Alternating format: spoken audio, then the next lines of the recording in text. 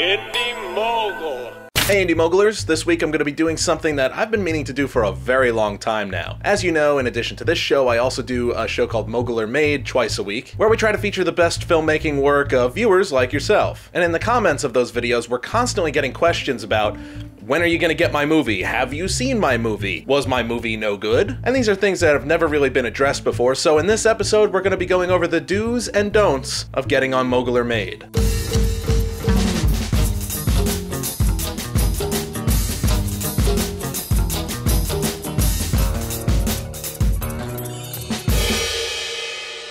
So yes, on Moguler Made from now on, they'll be linking back to this video to the point right about now.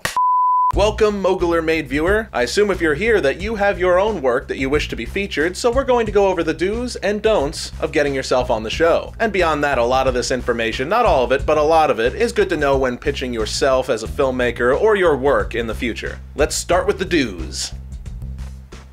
That sounds funny. Do tell me the story behind your film. If there's a good story behind the making of it, a good story behind how you came up with the story, or anything of the sort from the pre-production, production, or post-production process, talk about it in the email that you submit your link with. Whenever I can, I like to say more about the movies in the introductory piece than, like, oh, great cinematography, good acting. That sort of thing can get repetitive, especially, almost 70 episodes in like we are.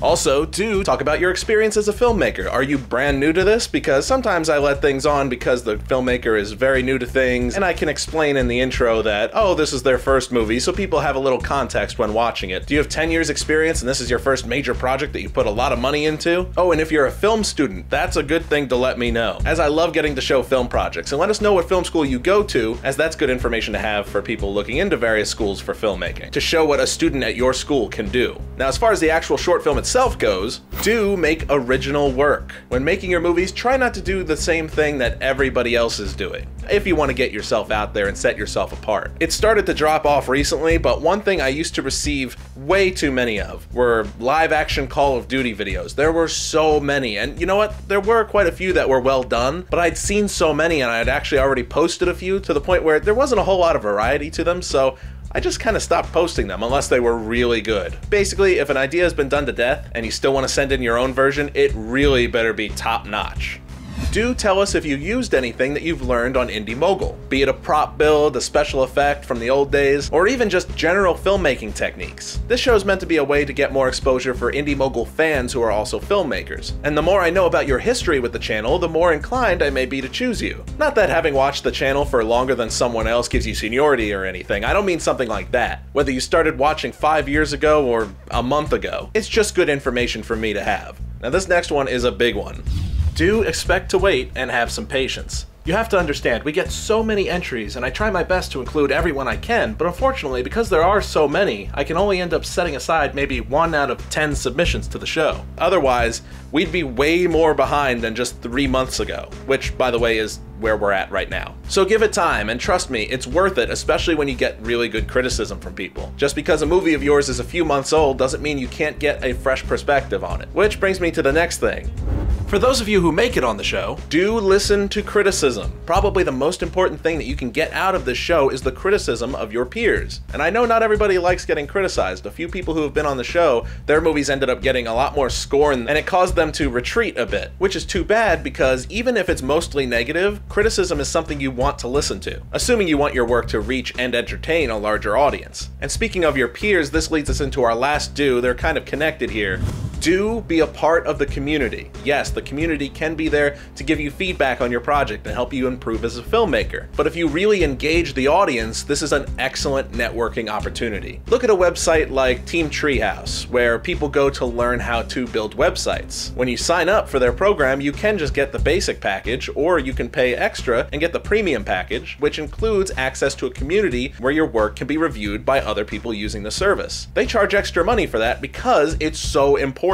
On Indy Mogul, we're giving you a free outlet for your work, and if you really talk to the people and listen to the people who are commenting on your videos and letting you know what they think you did wrong or what they think you did right that you should do more of, you can develop a good relationship with them, and you can both help each other out in the future. Well, now let's get to the don'ts. don't send the same movie over and over again. And not just because I actually do watch every entry that comes in, so really that just clutters up the inbox, but because in many cases, Gmail consolidates all the emails sent to me from the same address. What this means is that, let's say in January you submitted your movie and then sent me another email from the same address in February, and then again in March, and I never actually got to see the original email. Gmail consolidates all of those things under one date, whatever the most recent one is. Another don't send in special effects tests. And by this, I mean, don't send in something that is just a special effects test. At least have some story, even if it's the most minor thing. We've gotten a lot of videos that are just one person standing in front of the camera,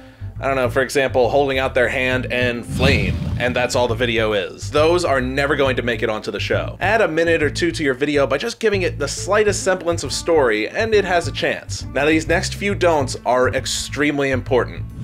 Do not send me an email that says, well, I'm not very good as a filmmaker, but I thought I'd throw something together and see what you think, but I'm not that great, so if you don't play it, I'll understand.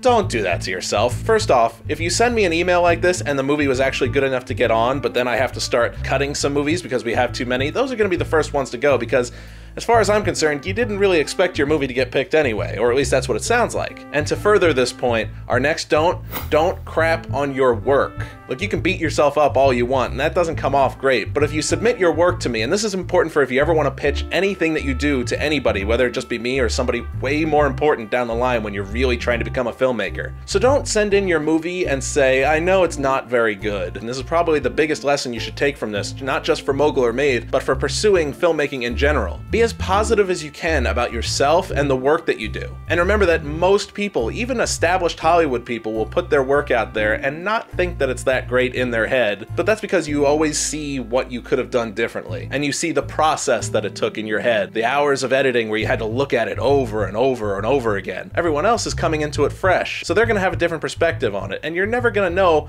what the masses will think of your work unless you just put it out there. You don't have to tell them this is going to be a masterpiece, just don't tell them it's going to suck. And my last don't for today, I don't normally like to get all inspirational with my talking here, I find it kind of cheesy, so this isn't gonna happen often, but here it goes. Don't give up. That's right.